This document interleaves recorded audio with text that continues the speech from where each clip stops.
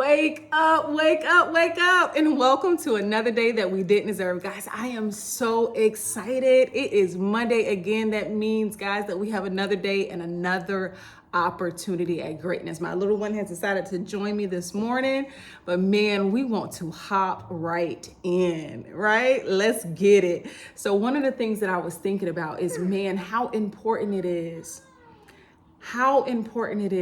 to have childlike faith. I'm in a place right now in my life where, one, I followed God's word on something that he told me. And it's not like he hasn't told me or proved to me or shown me before that he is God, but man, it's so important when he does it to you again. You're like, man, God, you done did it again, right? And I am returning to a place where I truly do have childlike faith.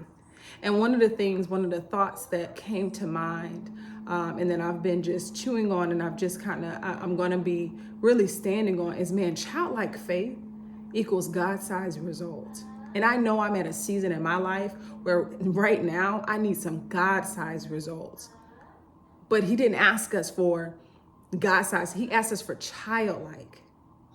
Faith the size of a mustard seed is all we need. We need childlike faith. And as I began to think about that and allow God to really just unfold that to me, I really began to think about children, how they act. And of course, I have a little one, so boy, do I have plenty of time to think, right?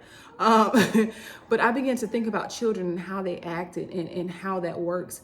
And even where it says in Matthew 18:3, listen to what the word says. It says, and said, verily I say unto you, except ye be converted and become as little children, ye shall not enter into the kingdom of heaven. So guys, we do all this work, we do all this thing, and wouldn't it be a shame? Wouldn't it be a shame that we still don't enter into the kingdom of heaven? It makes me wonder sometimes, right? Because it does say that, man, like that is really narrow. Everybody want to go, but everybody won't go. Right? And that's one of those things where I really was thinking about it. So I'm just like, okay, well, what do children bring? Right? What do they bring? And when I was thinking about it, it's like children have 7 things that they really do that I believe adds to the value of that childlike faith. The first thing that they are is they're trusting. They're trusting. They're going to believe, man, you're going to catch me when I fall, right? My husband and I laugh about it all the time because he's always, throwing her up, in the air. He's doing all these things. And sometimes he's just chilling. He's just relaxing. And she'll just throw herself back, right? Because she trusts daddy's going to catch her, right? She trusts that daddy has his eye on her enough where he's going to catch her. So she doesn't think twice about it. Right? That's what children do. They trust and they believe. They believe. Children believe that when you tell them something, they take it literal, right? And they take it as true. Why? Because you're their mommy. Because you're their daddy, right? There has weight to it. And they believe it. It's not something that they question. My daddy said, right? I'm sure you guys have heard that plenty of times. And it's like when we as children of God return to that, and your daddy tells you something, man, you have no doubt about it, that it's coming to pass, right? The third thing is they're always learning. Children are like a sponge, right? They are always learning. They're always developing. They're always getting something new, right? They're always doing that. And they're soaking up information. So they're always learning. They're laughing, right? She's not laughing right now, right? But if I do something really simple, I can make a little silly face at her and she go, right? I can make a little silly face at her and she's going to start laughing. Why? Because they find the joy even in the little things in life. They find the joy in the little things in life. Boy, what we could do is if as adults, we hadn't been so jaded. We hadn't been so influenced by life. We hadn't been so beat down by life that we could still find the joy in the little things in life, right? The fifth thing is they're forgiving. They're forgiving, sometimes to a fault, right? they move on.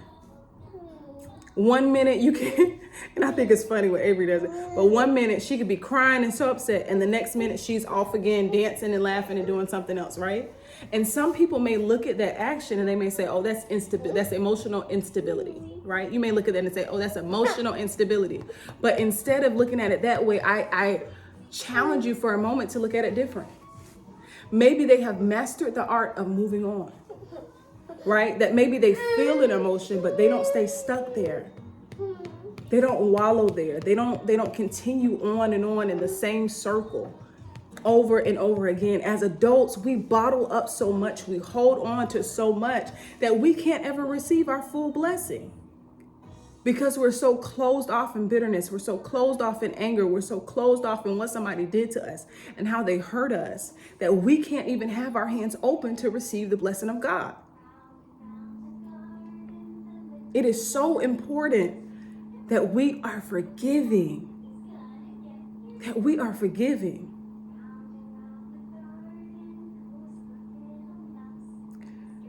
The sixth thing is, man, children are living. They live. They stay active. They don't become stagnant. Right? We call it, bad sometimes. We say they're always getting into something or whatever the case. But man, children, they live. They live. They're going to have them a good time, right? They're going to make up something. They're going to get them a cardboard box and they're going to have them a good time, right? And then the seventh thing is, man, they're questioning. They're questioning. They ask maybe about 111, 51 million questions, boy. But they're going to find out what they need to know. Everything around them is fresh. Everything around them is new. So there's no question that they won't ask. And there's no limit to the number of times that they will ask.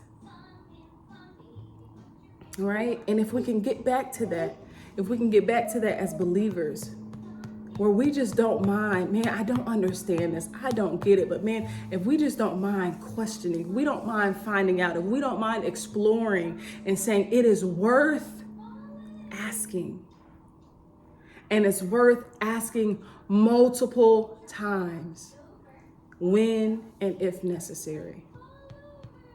Man, God is so good. He's so good by giving us a living example of exactly what it is that we need. Guys, this week has just started. Last week is behind you. Put it behind you. Do not hold on to the woes of yesterday. But man, know and understand that God has good things coming to you this week and in the future. Set your minds and your hearts accordingly. Man, take what you need. Get on about your business.